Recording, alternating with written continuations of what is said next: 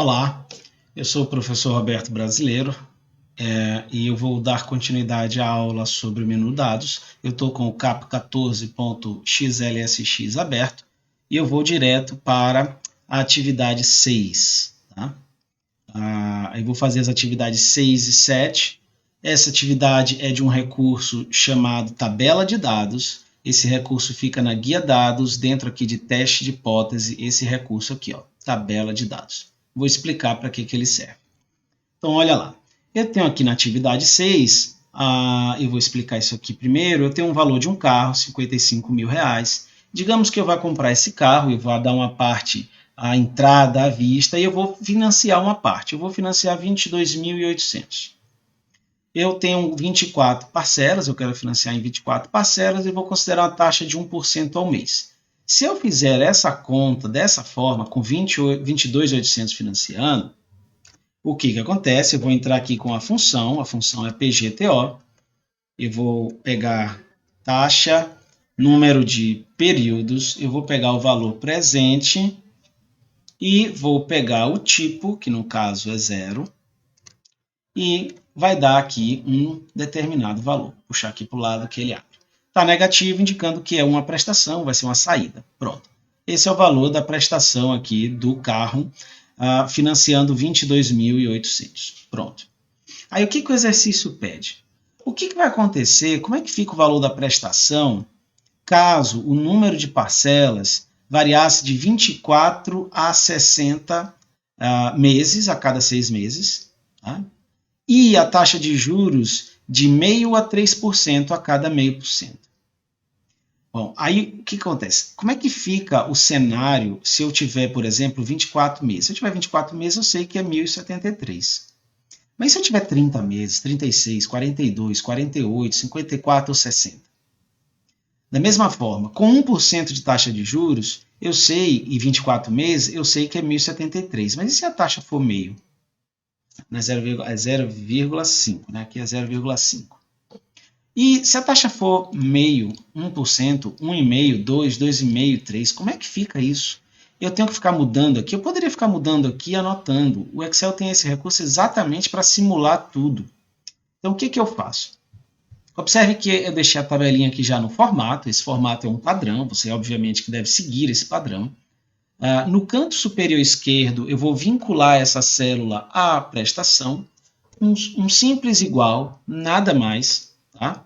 Então, vocês estão vendo aqui, ó. Vou aumentar aqui, ó. Então, o que está aqui, está aqui.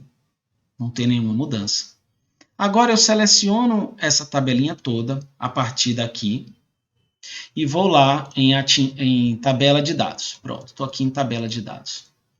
Aí aqui ele me pede qual é a célula de entrada da linha. Significa o que isso?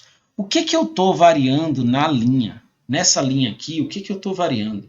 Eu estou variando o número de prestações. Então, eu venho aqui na original e marco D8. Depois, o que eu estou variando na coluna? Na coluna, eu estou variando a taxa de juros. Então, eu venho aqui na original e marco 1%. Feito isso, eu dou OK e automaticamente o Excel fez a conta da prestação, considerando, aí no caso a gente tem que pegar, por exemplo, digamos que seja esse 807, a prestação em 42 meses com 2% de juros. Se eu quiser 48 meses, se for 48 meses a taxa for meio, é esse valor. Se for 1%, é esse valor. Se for 1,5%, é esse valor. E assim vai.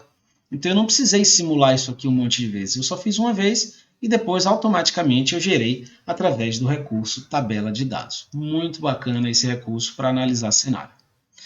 Bom, vou lá para a atividade 7. Ela tem a mesma lógica, só que agora eu estou calculando ponto de equilíbrio aqui. Então, o ponto de equilíbrio ele vai ser calculado a partir dos custos fixos, do custo variável unitário e do preço de venda. Feito isso aqui, tem a fórmula do ponto de equilíbrio. Eu não vou explicar aqui o que é o ponto de equilíbrio, mas vocês podem olhar em qualquer livro de custos. Tá? A fórmula está aqui. E eu quero simular o que acontece com o ponto de equilíbrio se eu variar o preço de venda, aqui ó, nessa linha, variando o preço de venda de 18 aqui, ó, a 24 reais, ou se eu variar o custo do produto, o custo variável unitário do produto, de 10 a 15. Então, a mesma coisa, eu vou botar um igual para cá, ele pegou daqui para aqui, vou selecionar, vou lá no meu tabela de dados, onde tem entrada de linha é o preço, onde tem entrada de coluna é o custo variável unitário, eu dou OK. Automaticamente, ele calculou o ponto de equilíbrio.